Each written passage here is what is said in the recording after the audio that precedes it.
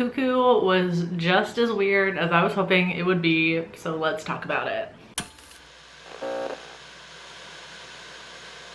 So I like to dish about horror movies new and old. I like to dive into the themes and really talk about everything as if we were talking about it right after coming out of the movie theater together. So let this be your warning. If you haven't seen Cuckoo yet, don't watch this video because I'm sure some things will get spoiled. Go watch it and then come back. So Cuckoo is the latest horror movie from Neon, who has always kind of killed it. Seems like they've been killing it a lot more this year, and that's on supporting last year's writer's strike and complying with demands so you can keep making movies over the summer, which is exactly what they did. So Cuckoo is directed by Tillman Singer, and it follows Gretchen, who reluctantly moves to the German Alps with her dad, stepmom, and stepsister.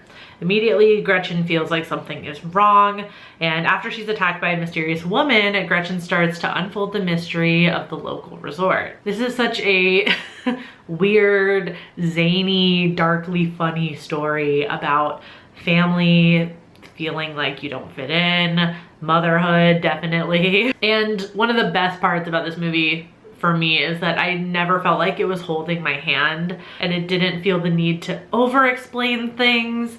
Of course, it left a few questions unanswered. I personally didn't feel like it was too many though. I feel like I sufficiently knew what was going on, and there's still a bit of an air of mystery. But it was enough for me to make inferences as well, which I think is great. I don't need to be spoon-fed all of the answers. What I wasn't expecting was how quickly this movie was gonna get going from the jump. As soon as Gretchen shows up, everyone is like asking her a bunch of questions, and they seem like a little weirded out that she's even there. Like they're very weird around her, which starts to make sense once you learn about what's going on, but it initially gave me a sense of unease right off the bat that did not let up. And Gretchen's isolation by the community, we learn, makes sense given the themes of the movie being centered around cuckoo birds and that bird's kind of parasitic behavior in nature. Gretchen is like the real child that would be pushed out of the nest by the cuckoo birds. And that's exactly what like the community and the cuckoo monster is trying to do. Which, speaking of the monster, this was one of the most unique monsters I've seen in a long time. I really appreciated how the movie gradually showed us what they looked like and saving the longer shots for the end. The tension building up to the reveal of kind of just like a finally just like a full steady shot of one of their faces was so intense. I personally really loved how they still looked a little human, but there was something slightly off with it. And that is really freaky. It was, I guess that would fall under Uncanny Valley, kind of. I also felt like there was this kind of Frankenstein-esque aspect to the story, especially with Erich Koenig and his obsession with preserving this species. Although it's hinted that this is a species like all on its own, I could have just as easily been convinced that Koenig somehow created these things. And in any case, he's actively breeding them in the movie. That's his whole purpose. And that gives big Frankenstein energy to me.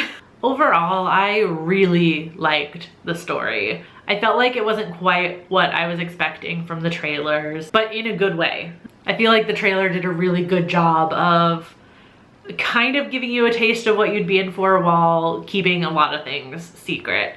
So we'll just add that again to the growing list of examples of how to make a good horror movie trailer. Blumhouse. I really liked the camera work and the editing in this in particular. I feel like they were really playing around with cool shots like through objects, if that makes sense. I don't know if I'll be able to have an example of that. Kind of jarring jump cuts, and of course there's like the whole like time loop thing that the cuckoo monsters do. I feel like that added to the zaniness, but also just kind of made you feel a little uneasy the entire time, which I think is on purpose and done really well. Also really loved Hunter Schafer's performance. I saw in an interview, she said this was her first feature film. she's ever done, which is crazy. She absolutely killed it.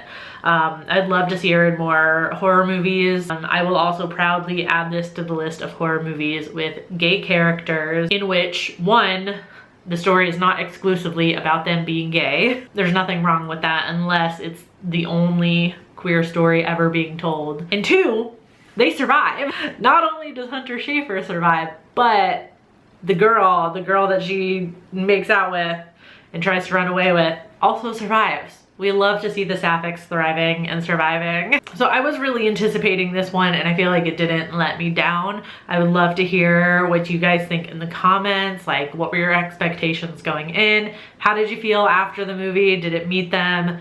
Were you disappointed? I don't know quite where this is gonna fall on my year-end list quite yet, because there's some other strong contenders coming out, but I feel like this one's gonna be high up there. I really enjoyed this. All right, so next couple videos are all about the Alien franchise and Alien Romulus. Super excited to see that one next weekend. So I will see you soon with those videos. Until then, stay strange. Bye.